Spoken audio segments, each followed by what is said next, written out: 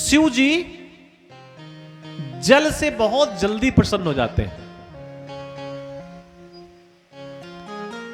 आदित्यम नमस्कारम, आदित्य कहते हैं सूर्य को, और सूर्य का पूजन पता है कैसे किया जाता है? स्नान करने के बाद जैसे ही आप नए वस्त्र पहन लें तो सूर्य को केवल नमस्कार कर लिया जाए तो सूर्य कैसे हो जाते हैं?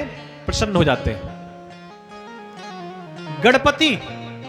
गणपति को हरी दूर्वा चढ़ा दी जाए तो गणपति क्या हो जाते हैं?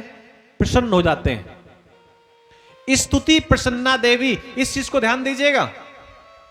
स्तुति प्रसन्ना देवी, स्तुति का मतलब पता है क्या है? अच्छे शब्द, मीठे शब्द, मीठी वाणी। हमने नवरात्र का पूजन किया, जगदंबा का पूजन किया, दुर्गा का पूजन किया। हमारा पूजन सफल हुआ या नहीं हुआ, इसकी पता है प्रामाणिकता क्या होती है? अगर जगदंबा के, दुर्गा के पूजन करने के बाद हमारी वाणी बदल गई, हमारी वाणी में मिठास आ गई, हमने अपनी जिह्वा से किसी दूसरे व्यक्ति की निंदा करना बंद कर दिया, हमने तारीफ करना शुरू कर दिया, इसका मतलब है हमारा 9 दिन का पूजन सफल हो गया। यह पूजन के सफलता का प्रमाण है।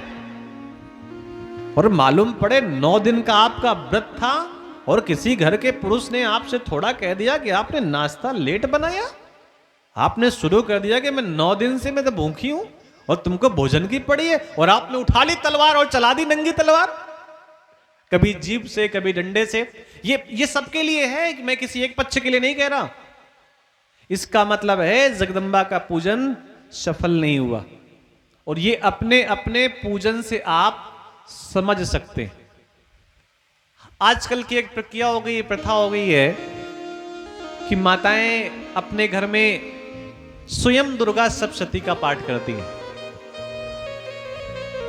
ऐसा हमने सुना है, हमको याद आ गया इसलिए हमने बता दिया कि पूरा का पूरा दुर्गा सप्तशती का पाठ माताओं को नहीं करना चाहिए क्योंकि त्रुटियां हो जाती हैं, और हिंदी में तो बिल्कुल भी नहीं करना चाहिए क्योंकि हिंदी में करने, वो अपनी जिसकी जो भाषा है, जो जिस भाषा का जानकार है भैया, वो उसी भाषा में तो समझेगा।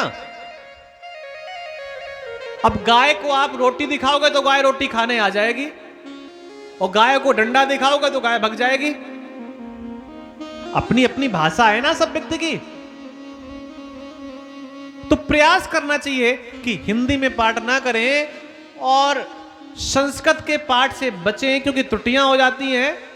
तो बोले फिर क्या करें? इतने सारे स्रोत हैं उसमें, उनमें से कोई एक स्रोत पढ़ना प्रारंभ करें और प्रयास करें कि गलत ना पढ़े।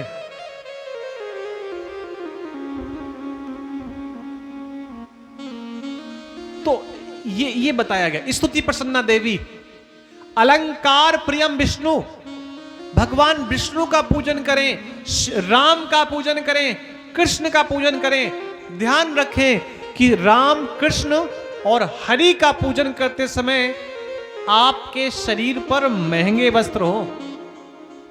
महंगे का मतलब आपके घर के सबसे अच्छे वस्त्र होने चाहिए, क्योंकि जिसका पूजन कर रहे हैं उसके जैसा आप बनिए। अलंकार प्रियम विष्णु, लक्ष्मी अलंकारों से लदी हुई हैं, आभूषणों से लदी हुई हैं। भगवान विष्णु का चित्र आप देखिए, वो पूरे के पूरे अलंकारों से सजे हुए हैं। तो भगवान विष्णु का, हरि का पूजन करते समय हम बिल्कुल स्वस्थ हो और अपने आप को जितना अच्छा बना सकते हैं उतना अच्छा बनाने के बाद विष्णु का पूजन करेंगे तो लाभ ज्यादा मिलेगा। और भगवान शिव को कुछ भी प्रिय है तो सबसे प्रिय वस्तु है, उसका नाम है जलधारा। शिव को जल बहुत प्रिय है। शिव को जल चढ़ाया जाए तो कैसे चढ़ाया जाए?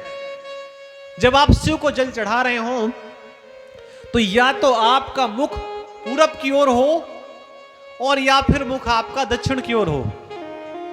ऐसे भगवान शिव को जल चढ़ाना चाहिए। लेकिन ये नियम उन मंदिरों में है जहां पर आप आसानी से चढ़ा सकते हैं। अब मालूम पड़े आप किसी ऐसी जगह पहुंच जाए जहां 2 लाख की भीड़ है, अब आपको पूरा और उत्तर मिला ही नहीं, तो आपका मन खराब हो जाए? ऐसा नहीं। इस प्रकार भैया शिव का पूजन करने की बात कही गई। मैं बात कर रहा था शिव के प्रसाद को स्वीकार करने और ना स्वीकार करने की। ऐसा कहा गया कि शिव नैवेद्य को देखने मात्र से सभी पाप दूर हो जाते हैं। खाने की बात नहीं कही गई यहां पे। अब यहां पर जो भगवान शिव के लिए प्रसाद आ गया है, इसको अगर आंखों से देख लिया जाए तो सभी पाप दूर हो जाते हैं। और नैवेद्य भक्षण करने से तो करोड़ों पुण्य स्वतः आ जाते हैं।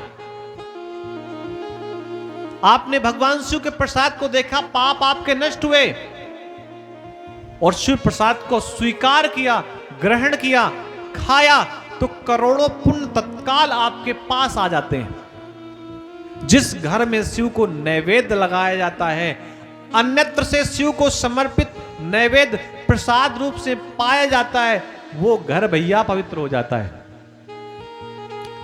वो अन्न को भी पवित्र करने वाला है, और आए हुए नैवेद्य को, प्रसाद को जो प्रसन्नता पूर्वक स्वीकार कर लेता है,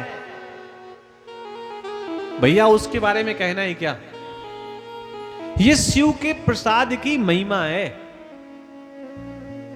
एक दिन भगवान शिव को अनायास कोई हृदय में पीड़ा हुई, और हृदय में पीड़ा हुई लंबे समय बाद जब उनकी आंख खुली, वो तपस्या कर रहे थे, तो पता नहीं मन में थोड़ी सी पीड़ा हुई,